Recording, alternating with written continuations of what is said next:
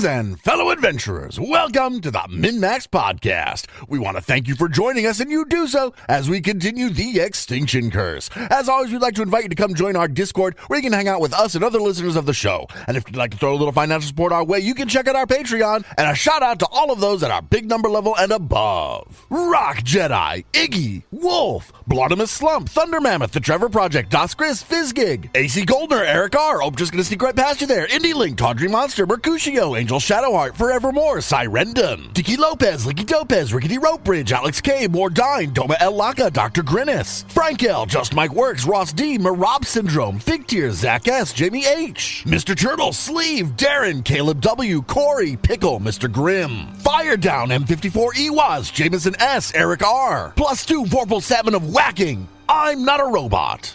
Shout out to new patron at the opening act, Angelo P. Thank you all so much for your support. And now a recap of session 139.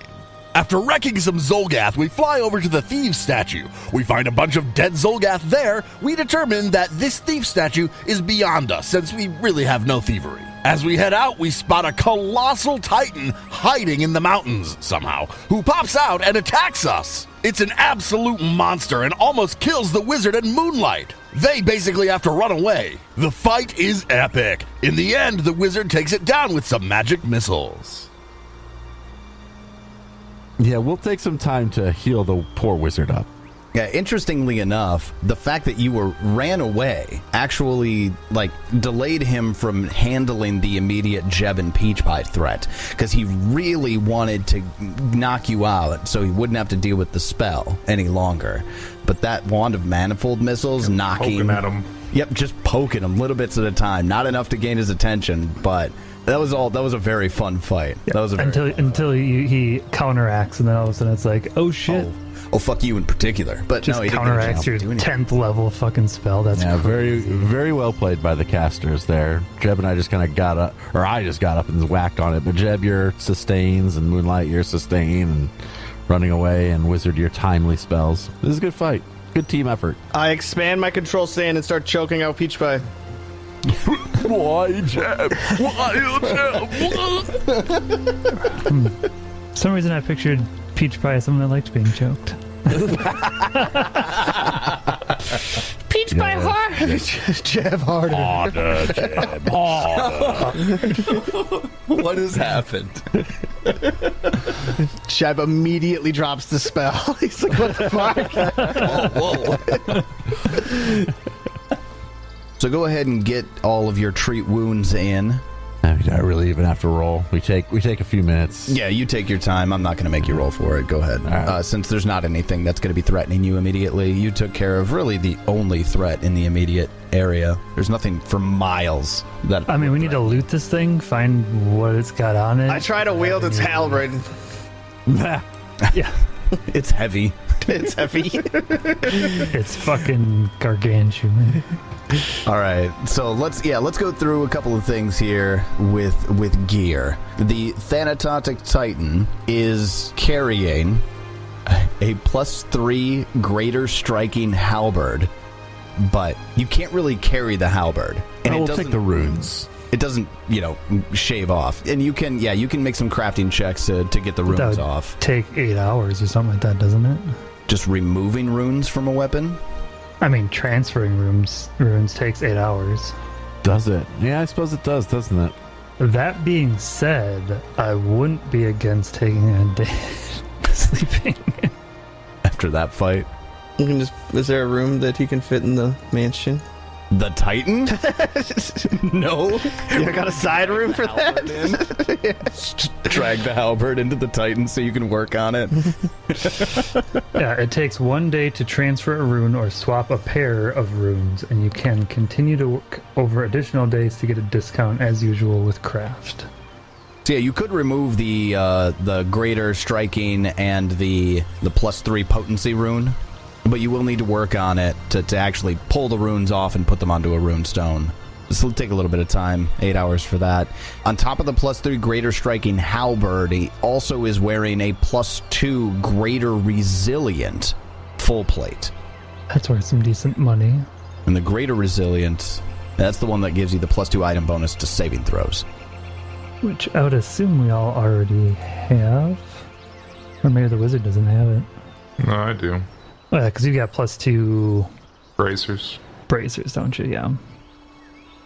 You are able to successfully heal up everyone. You have enough time to do it. It takes you about maybe an hour to do so.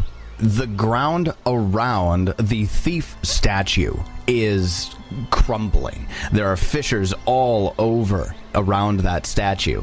As you're in the area, you notice that the fissures are, just as you would expect rents in the earth to go, completely random.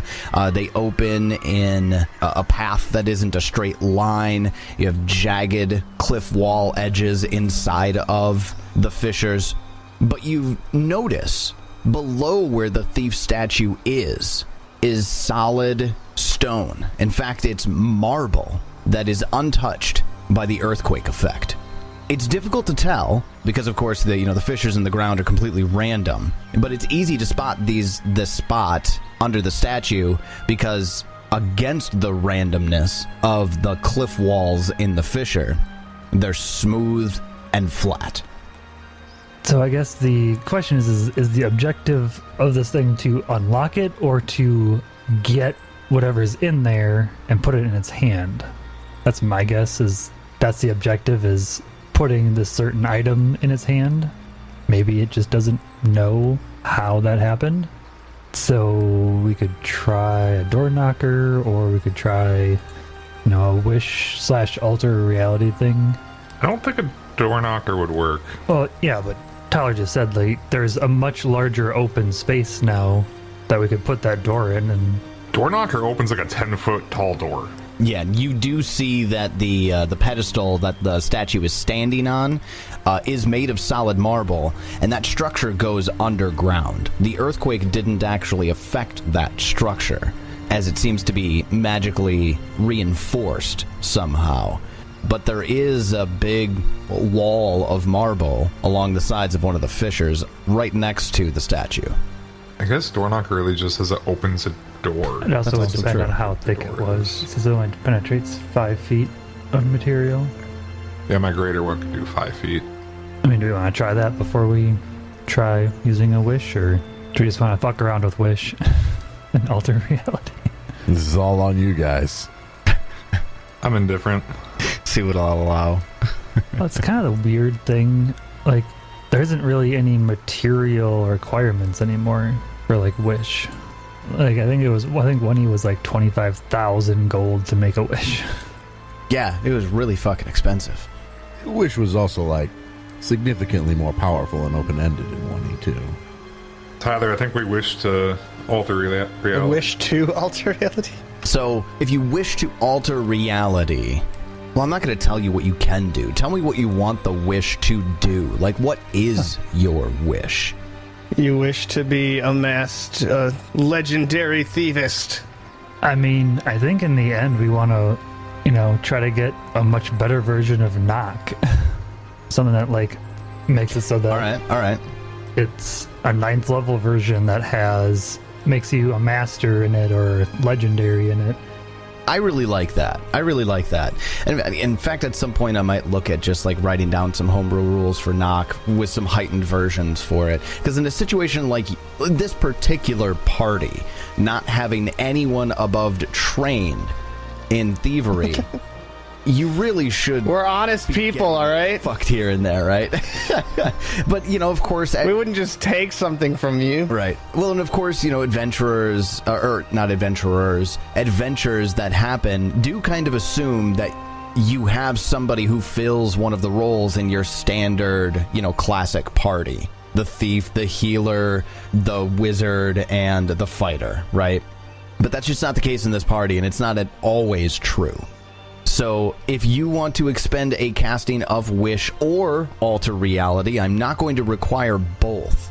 I will allow you to use a 9th level Knock that gives you that same bonus that you get for Knock, which I believe is a +4 status bonus. And it will also increase your proficiency at 9th level would be, let's go with Master at 9th level. At 9th level, I think it feels like legendary. It's a 10th level spell. It's a 10th Yeah, level Lear, spell. I think you're right. I'll allow that. So, but the duration of knock is a minute. That won't change. So for 1 minute, you will be... the target of the wish will have a +4 status bonus to the thievery check to attempt to open the target or open the area, and you will be considered legendary for that 1 minute in thievery. Okay, so this would be a pick a lock, right? Oh, wait. No, the target is one door, lock, or container, actually. So you would target the statue with knock, and then for 1 minute, anybody who attempts a thievery check on it is considered legendary. Is it just one door, or was it multiple doors? I couldn't Let's do remember. that. Did you Let's say do it was that. One door? No, I mean, on the statue, was it one door? The target does say one door, lock, or container. What we need to open. Yeah. As far as what you can see, absolutely. Yeah, there are 3 latches that are holding the statue in place, but the wizard was able to determine that the statue does in fact move to be what would be some sort of, secret door, essentially. Like it grinds off to the side to show you a passage that goes deeper. So when you have something that is a certain number of actions, can you take twice as long if it goes over 1 round? You can't, can you? Like, pick a lock takes 2 actions. So if Ted were to double that, that would be 4 actions. You can't technically do that, can you? I don't think you can make a special activity during an encounter mode situation. And since the duration is a minute, we are technically going to be going into encounter mode. I don't think you can do that. So basically, it doesn't matter whether it's Ted or I. You both have the same bonus. So on any attempt that you make, you will get a +4 status bonus. Sound like a plan?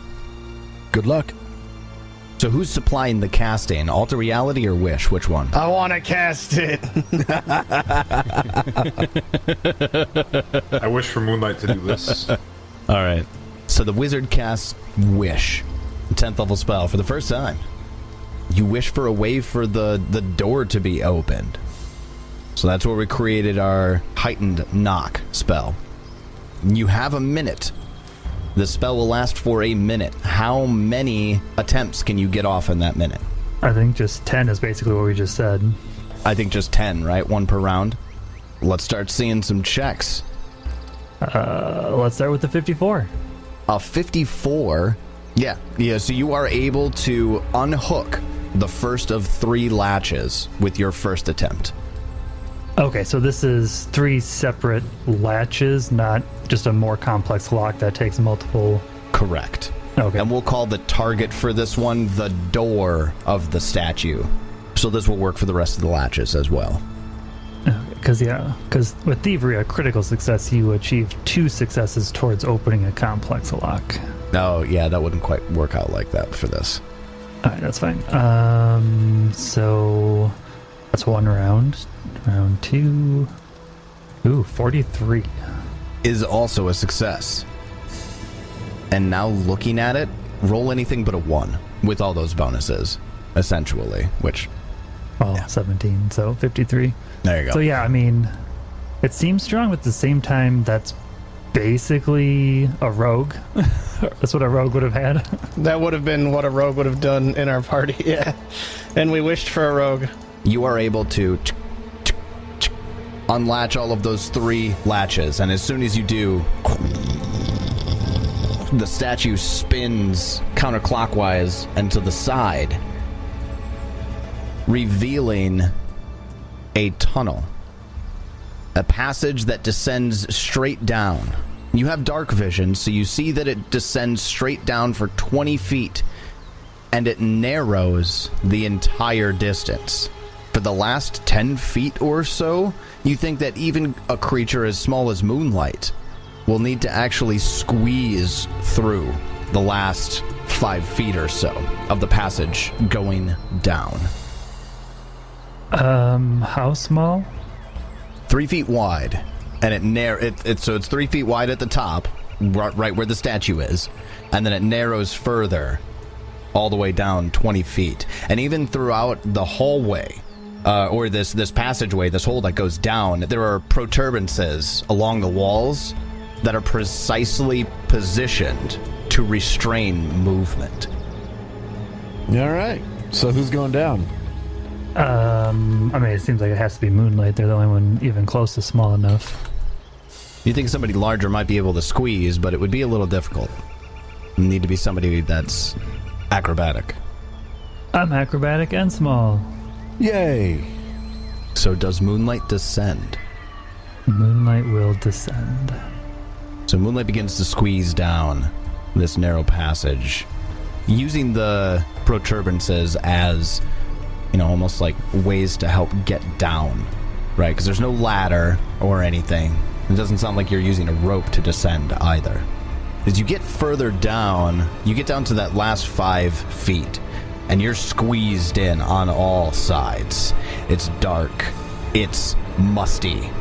And if you were claustrophobic, this would be one of the worst positions you could be in, hardly able to move from side to side. I literally lived in a box, so I'm okay with it. Oh, I suppose. Moonlight's spelunking. Maybe more like giving me PTSD from when I was living in that box. As you get closer, you see that this narrow chute is really the only way to describe it now that you get a little more context. Opens into the ceiling of a round chamber about 20 feet wide and 30 feet tall. So you see as soon as you pass the opening into this chamber that it's just a fall 30 feet down. There's a pedestal right at the center of the room that bears a faceted emerald glowing with a soft green light. How far down total am I right now? Like, I'm at the bottom of this little crawl thing, right? Yeah. How far was that? I would say you're 15 feet down. You'll have to actually use the squeeze action to proceed any farther. But you do see the emerald on the pedestal, and it does have a soft glow to it. Grab it. So, I would need to drop down 30 feet to get to it. Correct. Can I see the floor? Does the floor look like... Is there anything weird about the floor? You can see the floor, and it's a smooth, polished marble floor. Yeah, I'm trying to figure out a way to drop down with like a rope. Is there anything to tie a rope to up here? Oh, easily. Well, between all the protuberances and the chute or in the narrow passageway leading down, or even just tying it to the statue above. There's plenty of places to put it. Alright, well, I'll tie a rope to one of these protuberances so I don't have to climb all the way back up. Stop saying that word. I'm just saying it because it's fun to say. It's funny sounding. All right, so you tie a rope to one of the protuberances. I'll knot the rope. That's easier to climb. Oh, okay, sure. I'm a Not a bad rope, it's only climber. like a DC 10 or something like that. Might even just be trivial to you. So Moonlight knots the rope and begins climbing down. First, you're going to need to give me an acrobatics check to squeeze through the last 5 feet before you get into the open chamber. 37. A 37 is a success. And as your twigs and your leaves are scraping against the walls, you finally make it through that last bit, and then you're hanging free just below the opening. What's everybody else doing while Moonlight's doing this, by the way? Cheering. You can do it. Say proturbance one more time. Don't say that word, so I'm going to say the word. Say it one more time. All right. Moonlight, as you cross the threshold into the room, you hear this soft humming. Softly glowing runes light up. And then a clap of sound. The opening explodes. Give me a reflex save. I didn't read no runes. That ain't my fault. Is this magic? Yeah, this is magic, yes. Is it primal or arcane?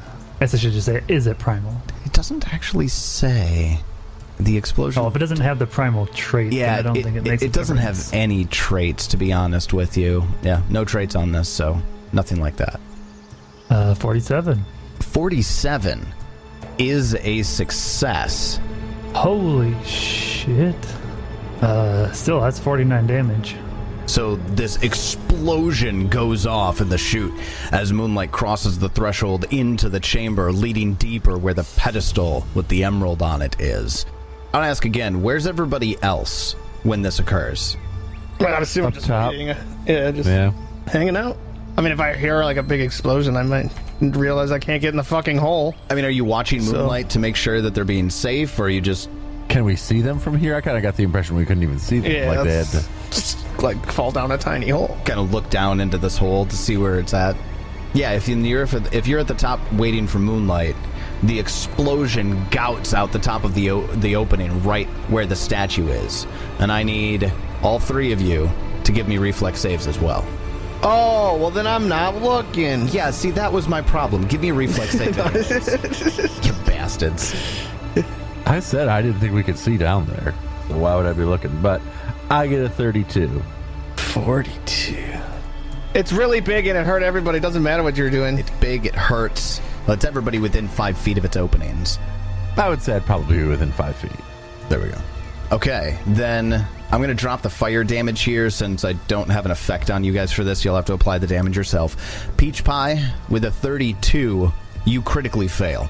Oh no, not damage. Wizard with a 40, you fail. Damage. Jebediah with a 42, you succeed. Oh, fuck yeah. So Wizard will take 87 points of damage. Peach Pie will take 174 points of damage. 44. And Jeb will take 43 points of damage. Oh, I'm taking 44. Actually, it's fire. I'm taking fucking... Yeah, 87 is the full amount. Doubled for Peach Pie. And Moonlight, the explosion destroys the rope. And you fall 30 feet to the bottom rope. of the chamber. Take an additional 15 points of falling damage.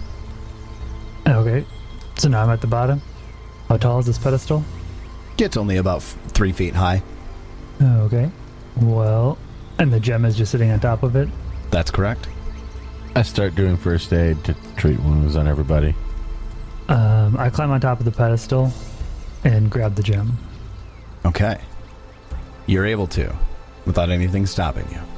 And you have this softly glowing, multifaceted emerald in your hand. I cast Collective Transposition. What's the range on that? It's a 30-foot emanation. Oh. If I'm standing on top of the pedestal.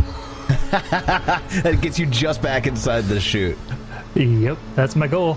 In a place where you had to squeeze through to get down, so that's absolutely a solid hold that you could get. That works. Then Moonlight, right to the bottom of the chute. You still have to climb up, but you have the emerald in your hand. I try to work my way out. Give me an acrobatics check first to try to squeeze through this area that you've teleported yourself into. 33. And your branches are getting caught on those protuberances, and you can't move. You're stuck. It's like, do I get another check in a round, or am I... In a round. Okay. Yeah, in a round. If there's anything else you want to do, try to communicate with the party or anything. Let me know. Can somebody throw me a rope? Those of you up top can't hear Moonlight. What? Well, then nobody throws me a rope. I try to get out again. It takes a little bit of time to make the second attempt, but go ahead and do that. I'm glad I didn't waste a hero point. 35. A 35 My next roll sucked too. is also a failure. And as you're stuck trying to move your way through this chute, you look around you and you see that those runes that lit up are starting to slowly gain their color and light again. I could still hear myself though, correct? You could hear Or just- yourself. The party could not hear you. Correct. Okay. Just to make it clear, I am backing away and doing treat wounds. Oh, I'll call down to Moonlight first, though. Moonlight, are you dead? Moonlight, you can't hear Peach Pie. Aside from yourself, actually, now that you're thinking about it, you can't hear anything. I'm above the ruins though, aren't I? Or am I like partially above the... No, you're above the runes, in the chute. Yep. I know I'm stuck, but I'm gonna try something a little weird. Okay. I'm gonna cast reverse gravity in here. Oh. All right. And then make another attempt to do acrobatics to squeeze. Yes. All right. Let's see Thinking, it. if it's like pulling me the other direction, 45. Absolutely. Moonlight, you dislodge yourself from that opening in the chute, but you're not actually anchored to anything. And everyone around, even like Peach Pie and those of you that Peach Pie are healing, there's just silence coming from the hole where the fire exploded out from. And then Moonlight falls up out of it and then lands. Well, no, I suppose you'd be floating above the area of effect, which is like 40 feet tall. Yeah, it's a 40-foot tall cylinder. So Moonlight would just be floating 10 feet above the ground after falling up out of the hole, just scarred and scorched and blackened, holding a softly glowing emerald. I feel like it's from the page in the first edition PHB that I can never forget for disabling a trap. I mean, where Lydia's holding the smoke stick? Holding the smoke. It just Blew up in her face. Yeah. That's one piece of D&D art I will never forget. Yeah, it was a good one.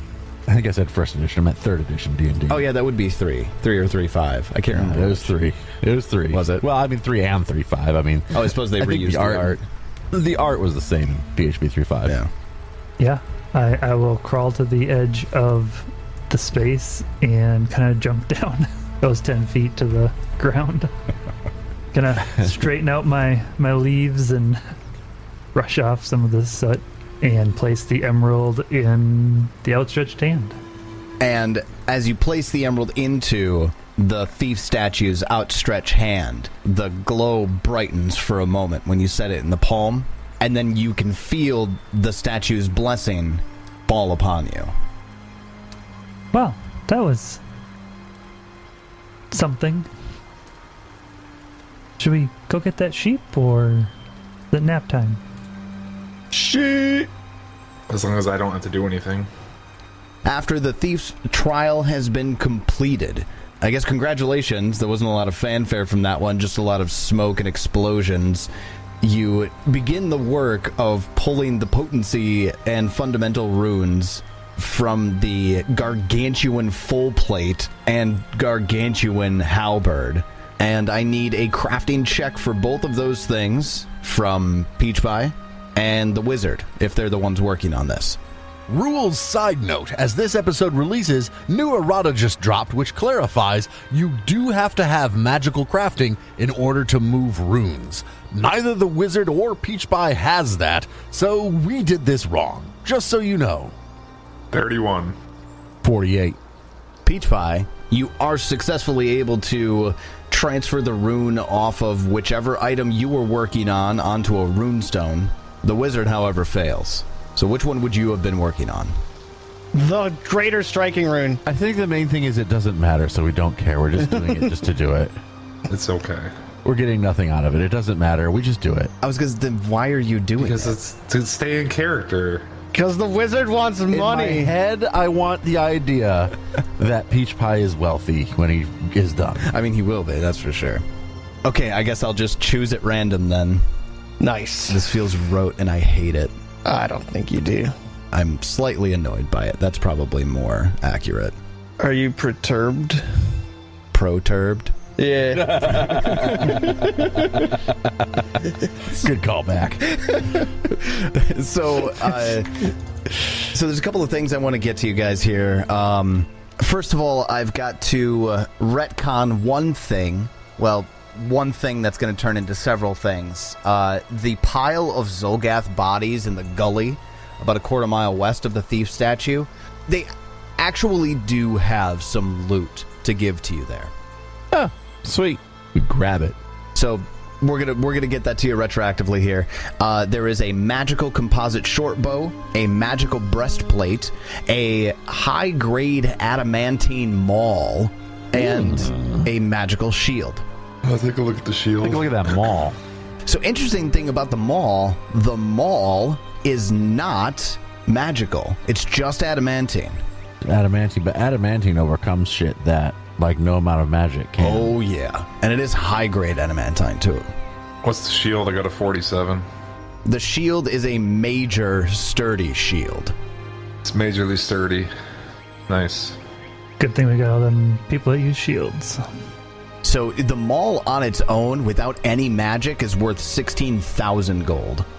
Yeah, I really don't think I want to replace the big top stake driver at this point.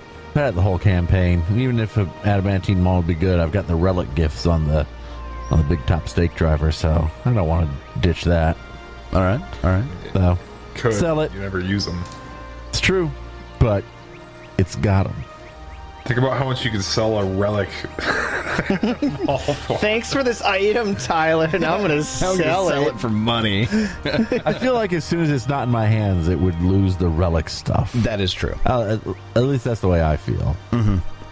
I would also That think, is though, absolutely that how I would play you it. could still carry... But I do get to go to dying 6 before dying with it in my hands, so, like, that's pretty good. You can still Kind of carry hard it. to argue with that, right?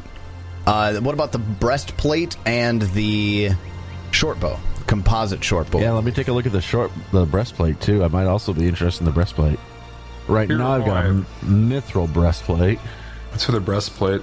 Wizard identifying the breastplate. And here's a bow. So with those checks, you are able to identify both the bow, and the bow is a +3 greater striking composite short bow, That's a lot of money. and the breastplate is a greater breastplate of command. I need to look that up. It's like the upgraded version of what Peach Pie had not too long Used to ago. use, yeah. And there's technically all of the ingredients that you would need to craft a very particular high-level snare, if you care. They're not even worth actual money. So I assume you don't care, since nobody's a no. snare crafter. Ah, yes, my archetype snare man. Snare man. Yeah. Those breastplates of command aren't really all that good. Ooh, that's probably better than my mithril breastplate if I can switch the runes over. We found can't- out. Specific can't take magic items and runes armor off can't of- have the fundamental stuff put on it. Well, I need my fortification and implacable. Yeah, that's Well, kind of the then you can't downside. do it. Yeah, I'm keeping my breastplate. Keeping the one you got. Keeping my breastplate, keeping my hammer. And I'm going to say it specifically sucks because you can't change things on it. I think that is a poor rule by Paizo. Why can't you change things on it? It's just a straight Oh, up it's anything named you can't remove. it's or not add the runes. it's not a command rune. It's like literally called the breastplate of command. Correct. Okay. It's a specific set of magic armor, and you can't modify specific. Well, sorry, you can't add property runes to specific magic items and arm or weapons and armor. What if I took the adamantine hammer and just left a little bit, like grafted a little bit of the original big top stake driver on it? How much of the original big top stake driver do I need to have in order to get my relic abilities on the adamantine hammer? This is a philosophical question at this point. Well, I hear you. I mean, I'm trying to think, like, what part of the hammer actually makes a difference for when you're trying to use adamantine to overcome damage resistance, and it's the head. One would think. Yeah, so part of me thinks that you just keep the haft of the big top stake driver and then replace the head with them all, and I would allow that. If that's what you wanted to do. Take some crafting checks, but you could do it. Might be worth it to get that adamantine. Because, yeah, adamantine's really good against certain constructs. Keep in mind that there is a wandering squad of constructs patrolling the Vale. I guess I had forgotten that, but You saw them last session, but you avoided them last time. I think that's what I'll spend my evening doing. I'll make some craft checks on doing that. You already made a craft check on moving the. Yeah, but that was before Tyler remembered that there was actually other loot that we care about. Yeah, I did retcon that. So if you want to retcon that, doing anything with the gargantuan weapon and armor, that's totally fine. Just leave them on the ground. Yeah, screw that. I don't care about that We at just all. leave it there. I try and merge together the adamantine hammer and the big top stake driver in an artistic and beautiful way, weaving together the old splintered wood and the shining adamantine, and I try to make it beautiful, and I complete it at night because this is a work of art, and I'm a worshiper of Nocticula, and one of Nocticula's edicts is that you complete works of art at night. And I cheer him on. Now, the real question is, can I keep the 17 I rolled? With a 48 on your crafting check, you are able to replace the head of the big top stake driver with the adamantine, the high-grade adamantine head of the mall that you've come across. Nice. Putting adamantine onto my hammer. Oh, yeah. Now, Peach Pie's got this. It's heavier, it's shinier. You still get all of the relic benefits. It's going to take you a full 8 hours, a full day of downtime to do that. So you would do that this evening after the Thanatotic Titan fight. You can also make sure that you keep the runes that you have on the hammer as well. Sweet. Upgrade on Peach Pie's hammer. Wizard, you're putting up a mansion? Yeah. All right. Mansion goes up. No issues. It's sleepy time. Do you get the sheep before you go do the mansion? Yeah. Jeff just flies over there when people are crafting things. You're sheepy. What are you in nature? Are you legendary or master? Master. Master. No, legendary. Legendary. Go ahead and give me a command an animal for nature. Don't roll a 1. How about a 54? Yeah, that'll do it. The sheep wants to follow you to the end of the earth. Here, sheepy sheep. Just lead him into the mansion. Here, follow me into this invisible hole in the air. Bah. I like how we reversed rolls on that little role play. Thank you. All right. So we're going to go ahead and we're going to pass the clock here. As Peach Pie is modifying the hammer, Jebediah brings the sheep around and into the mansion. And the next day comes with no issue. Let me go ahead and mark off on the map here. That Holy shit, the hammer now has a hardness of 34 and an HP of 136. Oh, fuck. You almost got it. Your thing almost has no HP as Moonlight. I gotta see if magic makes any difference on that. I don't think it does. The hammer has as much HP as Moonlight does. Poor Moonlight. Oh, shit. Wait, hold on a second. 1, 2, 3, 4. Did you have 4 of the trial blessings now? It's the thief, Yep. the scholar, the beggar, And the tailor. and the tailor. That's right, you did do the tailor. After you Start glowing. after you unlock the 4, no, you don't start glowing. However, you do, and especially Moonlight, since I think Moonlight's gotten the most of these. But once you've gotten the 4th title, you actually get this sensation of belonging kind of washes over you. Almost like coming home after an extended vacation. Wizard, you would notice this in particular. Something has shifted in the magical aura, or how you are interacting with the magical aura. You're not sure exactly, but you're almost positive that you could teleport out of the veil now. Buying spree. Yeah, now you just tempted him. Thanks for the loot, Tyler. Let's go. Yes. You now, teleportation magic now works normally for the party. And a couple of other benefits that I can't tell you necessarily because you're not at the Verdant Beacon, but... Oh, you know what? I take that back. Once you get the blessing, you just know what you can do. There is a magical portal at one of the trials that you will be able to pass through. You're not sure which trial, but one of the trial has a magical portal that leads directly into the Verdant Beacon itself, and the teleportation magic works for you. Additionally, the adamantine golems that you avoided in the last session in the valley no longer perceive you as intruders and will ignore you. We own this bitch. Nice. So that's the benefit of 4 titles. And in taking the thief's trial, you pull that blessing from the Zolgaths in the valley. Those Zolgath fuckers did that? They also did that, yes. I figured they were all slaughtered by the fucking Titan then. Interestingly, Sarvel Everhunger sent a troop of Zolgaths to distract the Titan while he completed the thief's trial. So he basically sacrificed an entire troop of Zolgaths to buy him enough time to get the thief's trial done. Sounds alright. So on the next day, what is the goal? Where are you going? What are you doing? You got a sheep with you. Bah. I'm tired of this. Let's go right to the keep. I'm done. Let's do it. I am thinking 12 is going to be really annoying. That just sounds like way too much. I don't have the patience, and we don't have the time to do 12.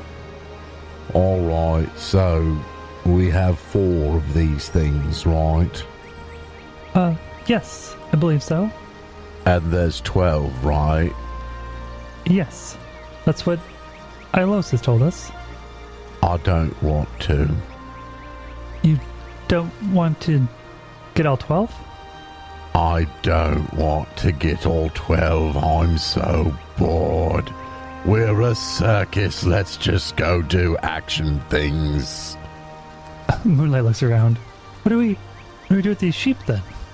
How far do you think I could kick one? No, that'd be fine. No, we're not doing that anymore. I'm kind of hungry. I mean, I think you could kick one a ways. How far do you think I could golf one with my hammer? Ooh. No, that's even worse. That's even worse. We're not kicking any sheep. I think, actually, they'd be very happy to just be free and wander around eating things. What if we like camp out here tonight and then like we magically just fly them overhead and we can count sheep while we go to bed? Can you do that? I don't know. I can try. What if we brought them back to the circus and have a thing where we help people who have insomnia get to sleep and we just have flying sheep around? I think that could be a nice thing. How about we just teleport to that tower? Okay. Yeah, I'm bored. Let's do that. Let's go be heroes. Wait. Should I teleport these sheep down to Nidek? I bet they could use some sheep down in the Darklands. Can you do that? Teleport the Elysian sheep down to the Darklands? I'm guessing there's something with this veil that probably wouldn't allow that, but maybe. We have control over teleporting in this veil. Right, but maybe these sheep can't leave the veil. They seem kind of special. This veil seems kind of special. Hold on 1 second. I touch a sheep and try and teleport it to the Darklands. Does it work? Do you have to go with it? Fuck if I know. Teleport? Don't you have to be part of the teleport? I think it is targeted like me and targets, but I mean, you have 3 prepared. let me double check. Maze the sheep. Maze the sheep and run away. Just say you and up to 4 targets. That's fine. I'll go with that way I can explain to Nidek why I'm bringing sheep with me. Are we doing this right now? Phenomenal. Can you do this? I see no reason why not. I'm gonna have to move my teleport spells. These are only 100-mile range teleports. I'm gonna have to swap them over to guessing we're outside 1,000 miles. Yeah, probably. Well, I don't think so. I'd have to be 8th level to be anywhere on the same planet. Get back on track. We're teleporting to the tower. We'll get rid of the sheep antics, because... Yeah. I was about to tell Swanee to get ready his Nidek voice. He was trying to dust off the Nidek voice. I mean, I'm down to do it if you want to do it. I just need to re-prepare some teleports into either 7th level if it's within 1,000 miles or 8th level. If it helps you make the decision, as soon as you make the decision to go to the tower, you're 20th level. So you probably want to sleep anyways. Oh, I've decided to go to the tower. Let's just go outside the tower and mansion up and level up. Hell yeah. Let's do it. 20th level. Wow. I wasn't expecting that. I mean, like, I've got it ready, but I wasn't expecting that. Okay, here we go. Going for level 20, fuck. Here we go. I want to real quick give a hero point to David. Thank you for starting the shenanigans. And then you're all level 20. I don't get a hero point for surviving. Birthday hero point. Birthday hero point? You already have 2, Spencer. I tried to have you give me one for every year old I was, and that did not work. You were a jerk. 20th level. Oh, this level is so good. I mean, it's our capstones for like everything. So yeah, it's pretty awesome. So let's do. We'll RP into the mansion after you guys decide what you're. Make sure you're up to date in your 20th level because I want to cover that. This is the last level up we do for Extinction Curse. This is it.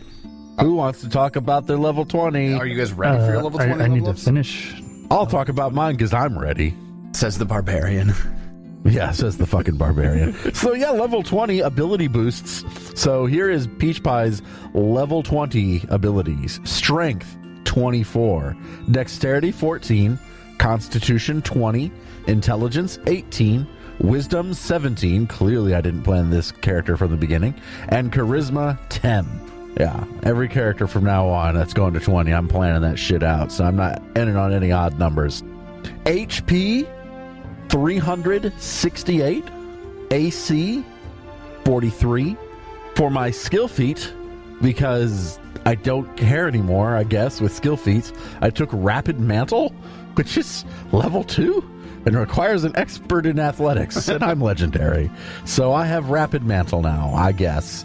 But for my class feat, 20th level Barbarian, Unstoppable Juggernaut. Now, I have become a brutal, unstoppable force of nature, able to shrug off mortal wounds with ease. I gain resistance equal to 3 plus my con mod to all damage. And my resistance from raging resistance increases to 8 plus my con mod. In addition, if I'm ever reduced to 0 hit points while raging, I can end my rage as an action to stay at 1 hit point. If I do, or a reaction, excuse me. If I do, I become wounded 2. Or increase my wounded condition by 2 if I'm already wounded. So, that. I put that my 20th level new skill, because I get a new skill because of my intelligence going up. For some stupid reason, I put diplomacy. Why would diplomacy? Well, that's Ted 2 years ago thinking maybe. That's a fucking joke. I even looked up medicine for a second. I was like, nah. I'm ready to go. Spencer, are you ready to go or not yet? I'm level 20. Yeah, yes, you are. That's pretty boring for a druid. I'm level 20. I get another spell slot for level 10 because I took Hierophant's Power.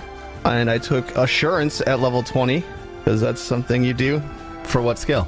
Survival, because I have every other fucking survival feat. It was the last one. Not the last. There's others, but I just took that. And then that's it. Yeah. That's my level. Man, you make it sound so fucking boring. I'm very not thrilled. I was hoping it'd be more exciting. You'll just have to make it more exciting. If Turtle was alive, it would be exciting. What was the class feat you took? The Hierophant's Power. Yeah. So it gives him a second 10th level spell slot. Oh, okay, gotcha. If you didn't kill my fucking cat...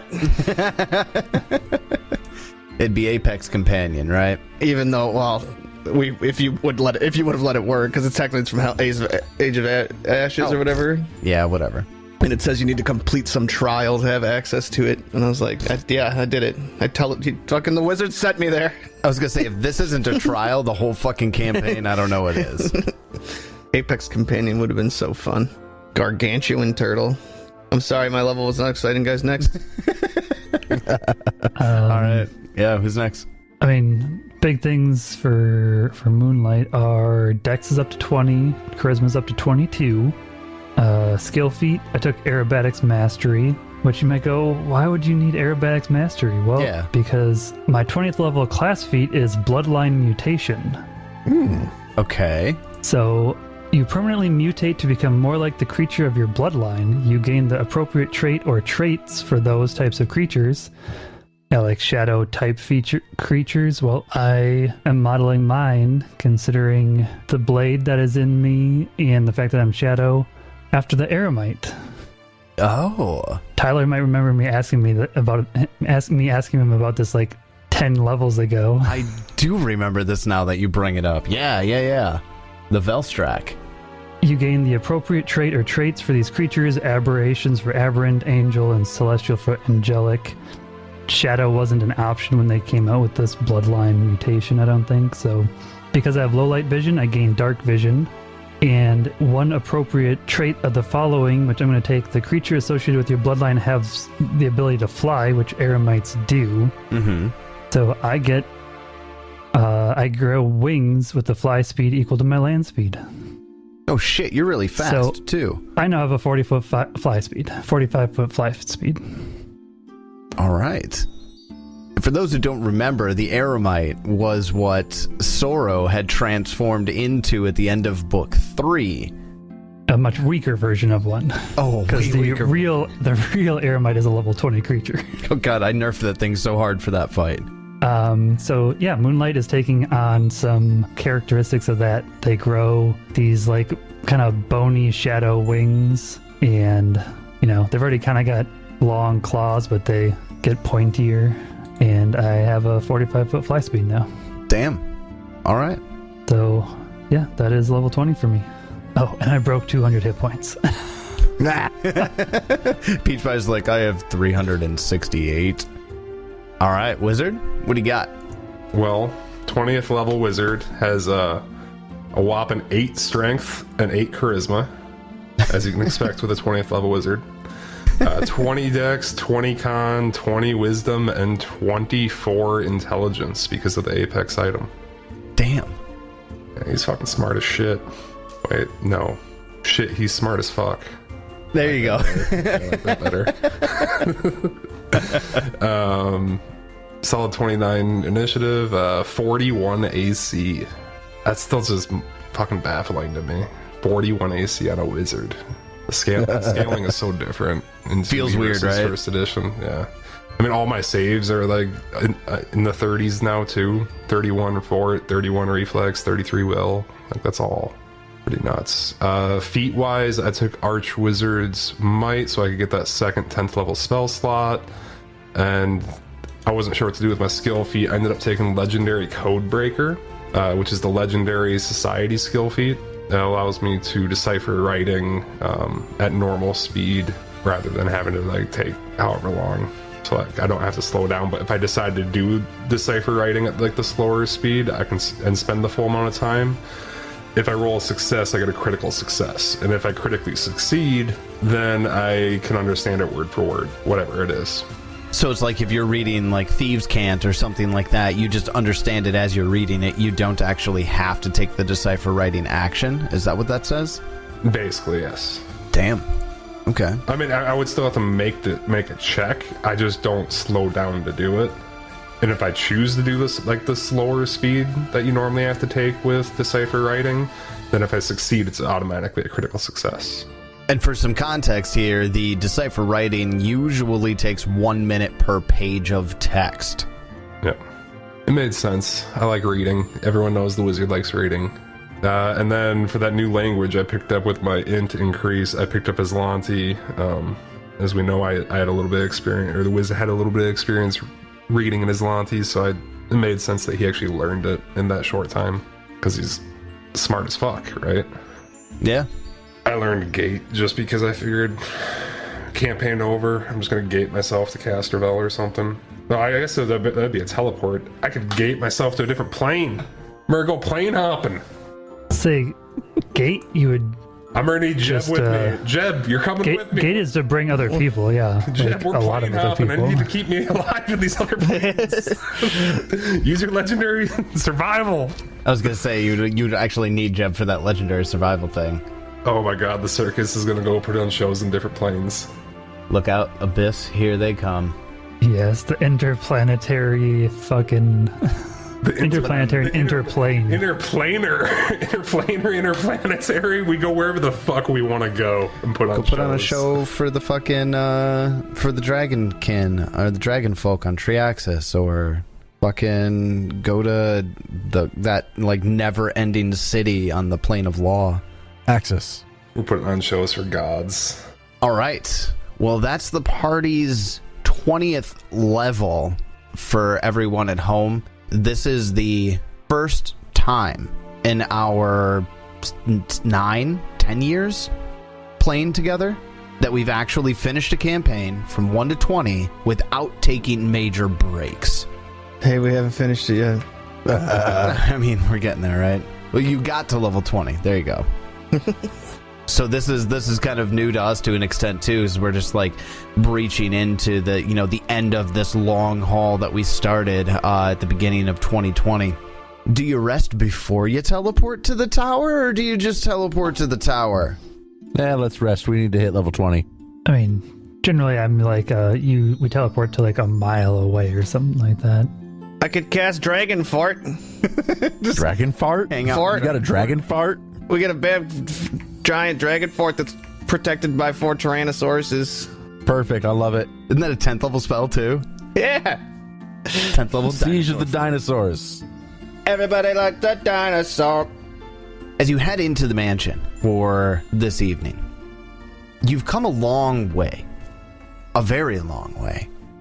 And what I'd like to do to end the evening tonight is to just kind of go around and let's talk about the characters as they've progressed going into this final act.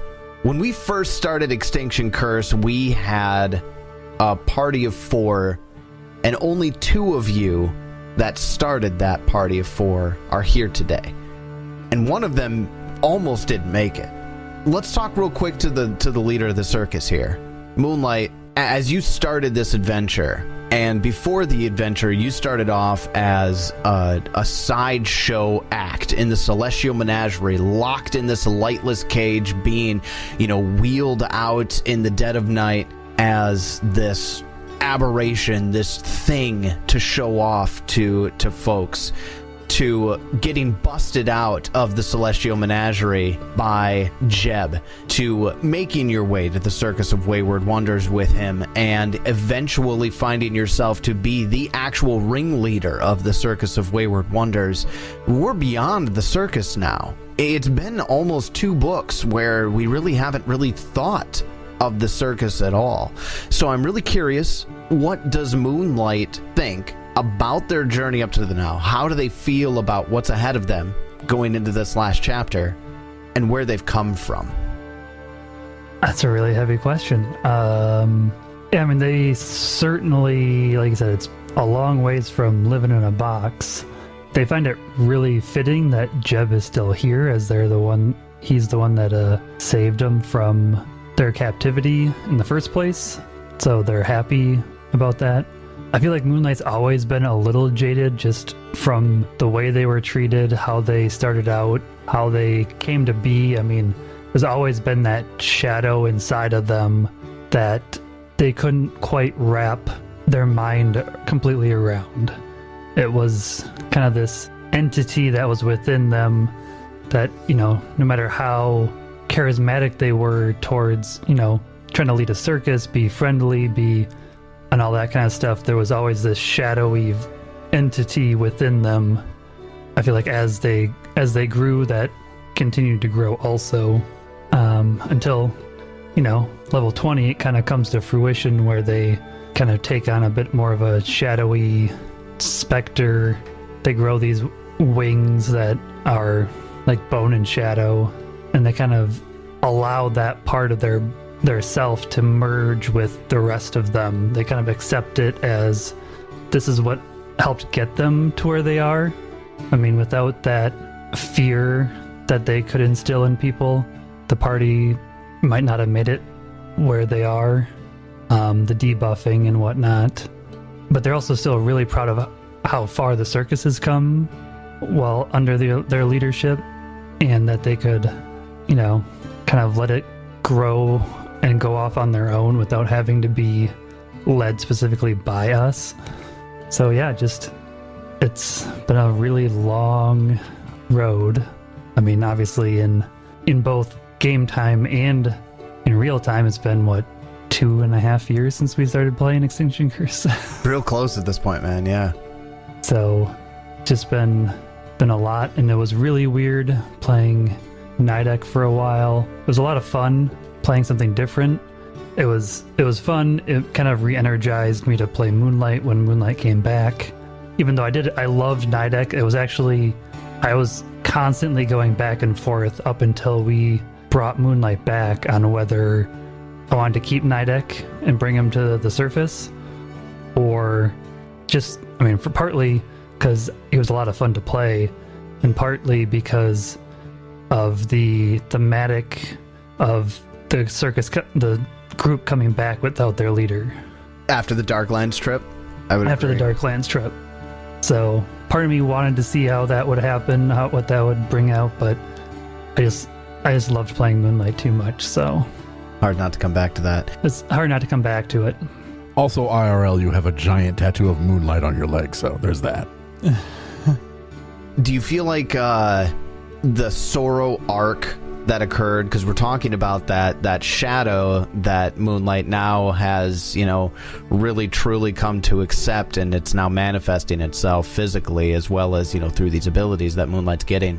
Do you feel like Moonlight was already moving in that direction before their death?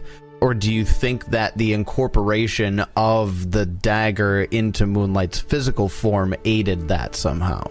I mean, thematically, yes, it aided it, but I had that planned out to happen before Moonlight died also. It was going to happen one way or the other. It was going to happen one way or the other. But I do think that Sorrow's blade being, or hilt being incorporated into Moonlight's body makes it even better. That's perfect. Assuming you all survive, what does Moonlight see for themselves in the circus moving forward? Well, we were just joking about it a moment ago, going interplanetary and interplanar possibly. Wizard throw some gate shenanigans into that shit. Wizard's got gate, Jebediah's got legendary survival that lets him subsist on any plane, any environment basically. Just kind of pop around, looking for places to go. Which is funny to say, considering we haven't even left Kortos Isles yet. Yeah, right? You haven't even performed an Absalom, for fuck's sake. Yeah. But, yeah, I think we can go anywhere we want at that point. The multiverse is your oyster. Well, thank you, Swanee. Thank you, Moonlight. It's a long way. It's a big arc. It was a dark arc, but I think we had fun playing that out, right? I think we had a good time. Yeah, I had a ton of fun. If I hadn't, I probably wouldn't have brought him back. I would have just stuck with Nidek, but there you go. I had a lot of fun. Well, what about the wizard? I'm just kind of going through and looking at some of my notes that I have. Ted, you started off this game as Savatri, and... Who? Huge fucking mistake.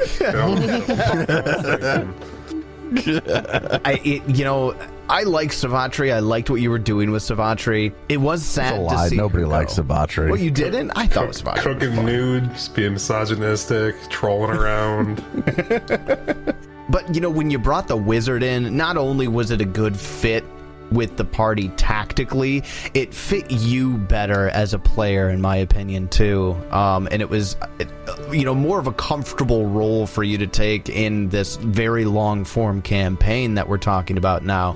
When the wizard started, we brought him in as a past acquaintance of one of David's previous characters, which we'll get to here in a second, Kestrel, who you and had... Savatri. And that's right, and Savatri. That's how creative I am. I had to build a backup character, and I just made a friend of my dead character. It's like, oh fuck, I died? I'm just gonna make another elf. They're friends. Done.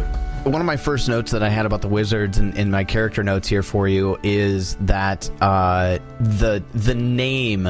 I really wanted to play around with names in your arc somehow. It was almost a joke, right? Because you couldn't come up with a name for it, and we were looking at getting into playing, but it stuck so well. I want to ask, as the wizard has progressed here, he started off as just, came to the Circus of Wayward Wonders to try to find Savatri and Kestrel, found out that they were dead, and I think this was super vague or just not covered. What was the wizard's original motivation for getting into the party and sticking with it for this long? There wasn't one. There wasn't one? It just became rote? Is the wizard even part of the circus?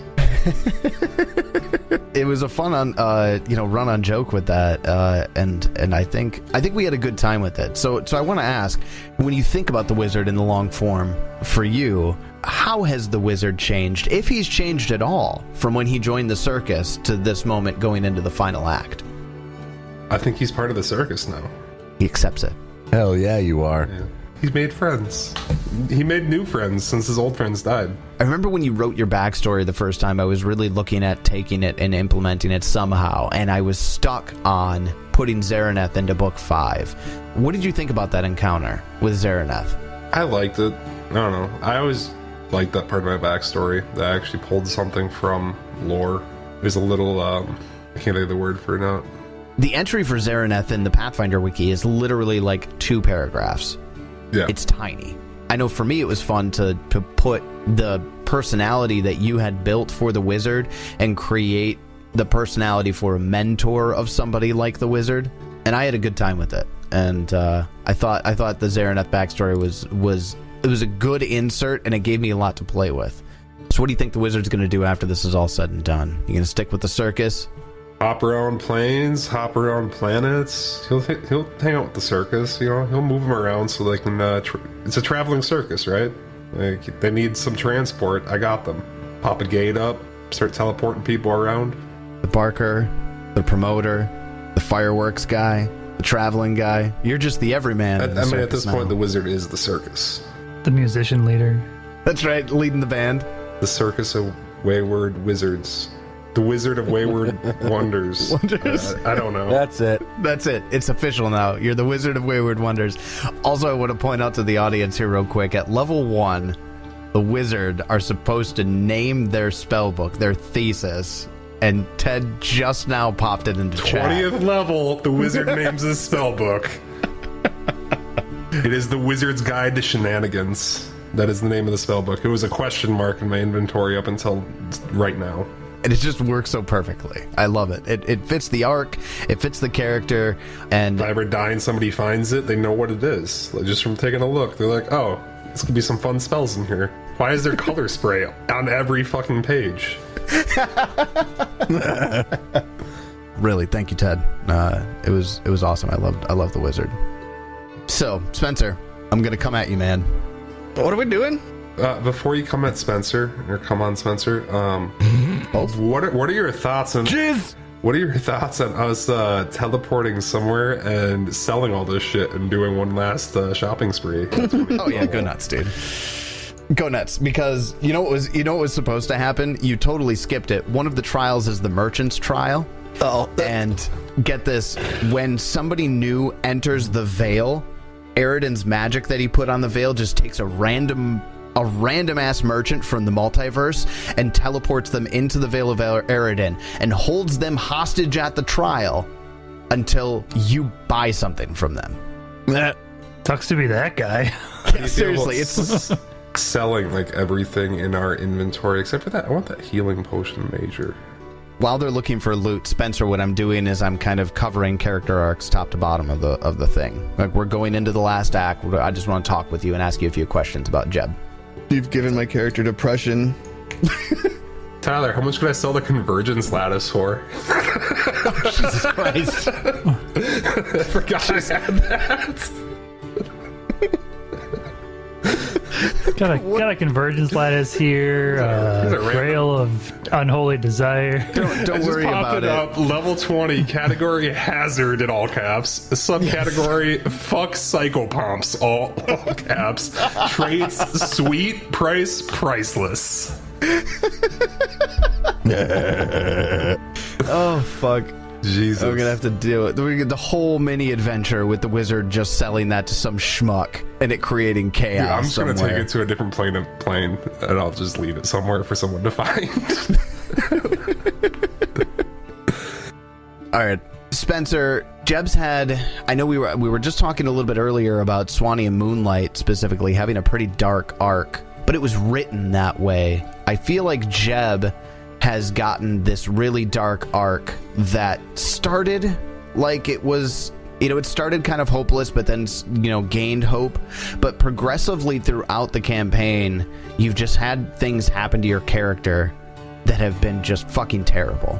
Jeb starts off by, being a member of the Celestial Menagerie and seeing some of the cruelty that's been happening around. One of the big pieces of Jeb's backstory is that Turtle, his animal companion, he saved her from, a litter of cubs that was literally being murdered by some, one of the big hill giant clowns at the Celestial Menagerie. Brings Turtle back, saves Turtle, and then breaks out of the Celestial Menagerie with Moonlight in tow to go to the Circus of Wayward Wonders. There was that beginning of Jeb's journey kind of at that moment, and Jeb I feel like had a lot of hope in that. But progressively throughout this time, from beginning to now, Jeb's lost 2 party members, Savatri and Kestrel, had some pretty awful shit happen in the Darklands. The only other original member of the circus died, and you lost Turtle just as you were entering into the Darklands. Moonlight's still dead to me. I don't know who this other imposter is. The bone wings just solidifies it, right? But there's just been this like shadow that's hung over Jeb. I wanted to ask you, with the dice telling that story the way that it did, was that something that you felt like was that fun to go through from bottom to top? And it's weird to ask you if this depressing thing was fun, but what did you think about that? No, I mean, yeah, like it was like my main, the whole like thing behind Jeb was the animal companion, and then it's like now it's gone, and then rewriting the character from that and stuff is something else. But I don't know. I'm probably just gonna retire in the woods with Bardolph and call it a day. Bro, we need you to travel. How are we supposed to survive without you? You can find me in Bardolph. We're just gonna be 2 grumpy old men in a cabin. You find Vorn. You are Vorn.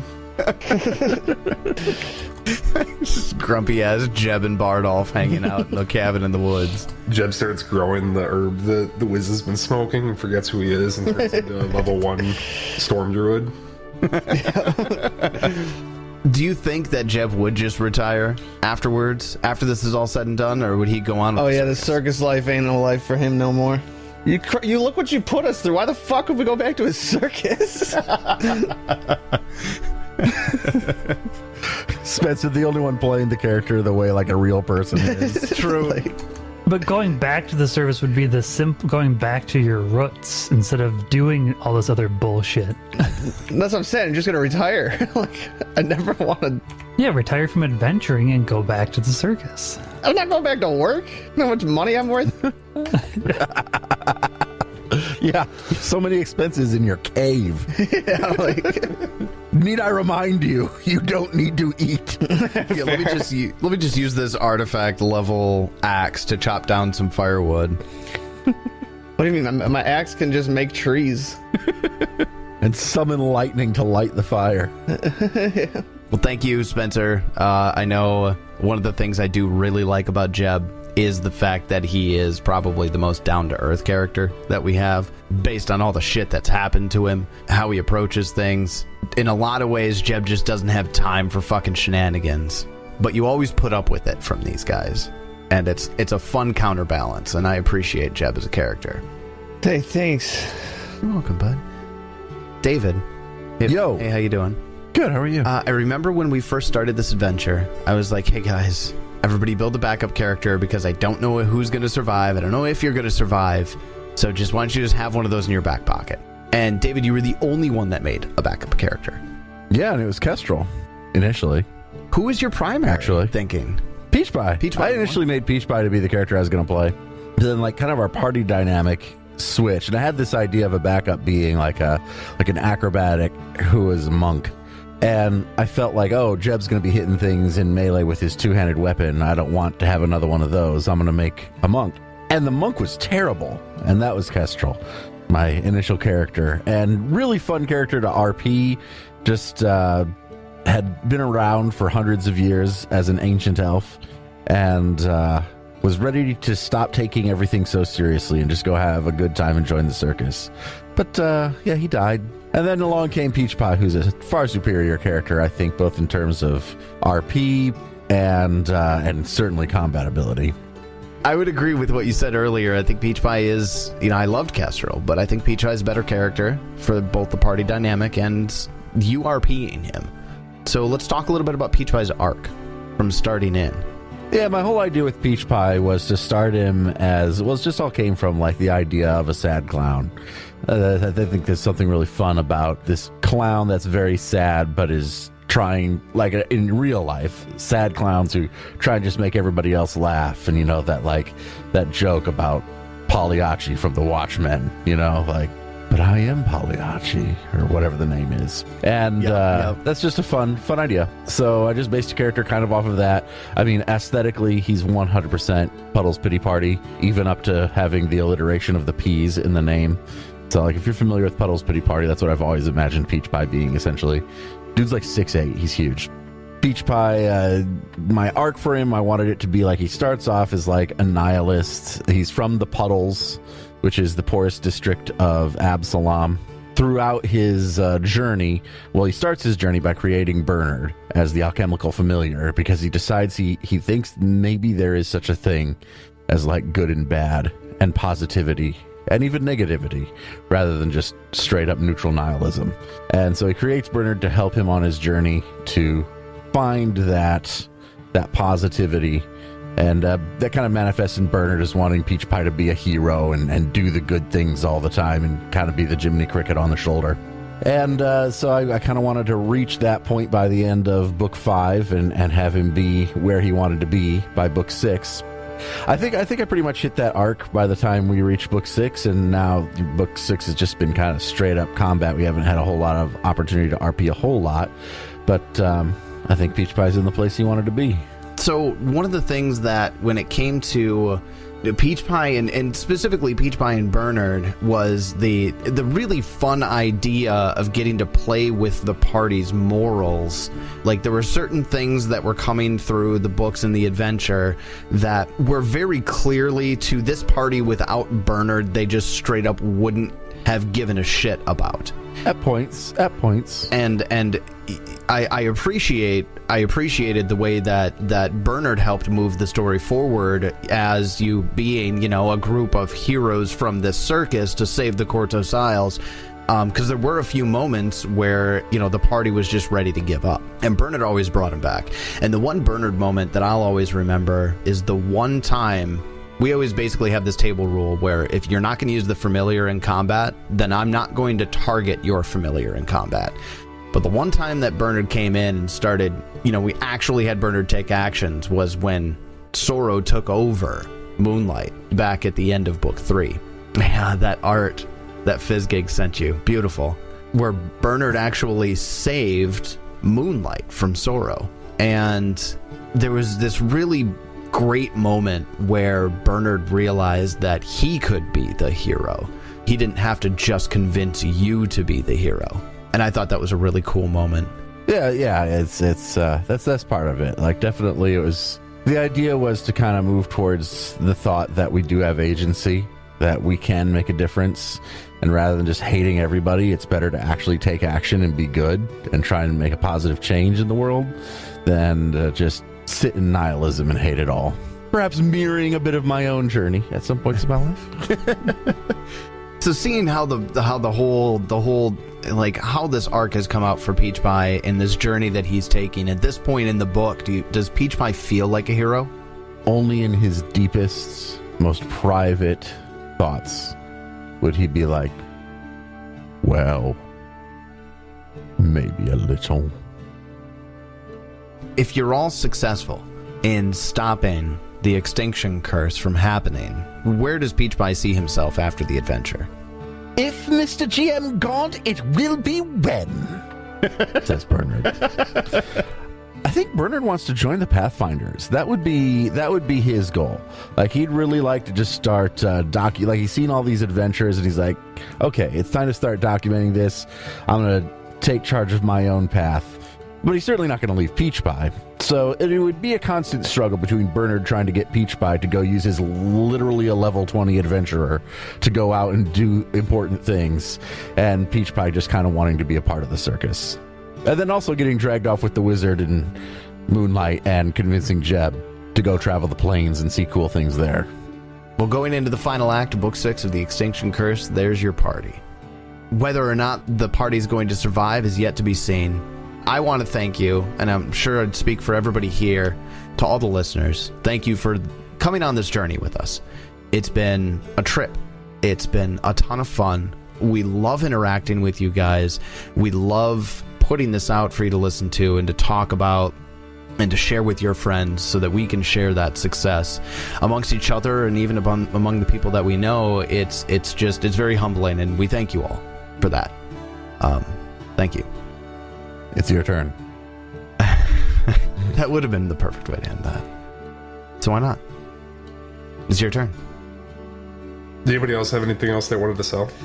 Although I do want a major door knocker. Oh, That's all I fucking want. Let me buy a goddamn new door knocker. I want all three. I need the set. I want a third door knocker. It's a 17th level item, so I need some money. holy shit! It's 17th level. I think I said it was like 17th level. It's like 30K or something. Well, then you have to do some stupid bullshit with it. You're gonna do stupid bullshit with it, right? Probably not. I don't know. We'll find come out. on.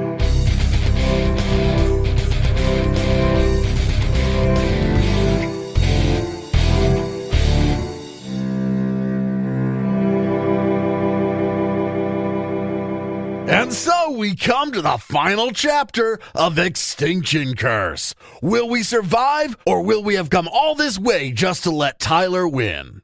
Nah, I don't think so. Anyway, find out next time as we continue the Extinction Curse. And until then, may you have many great adventures of your own. It's your turn.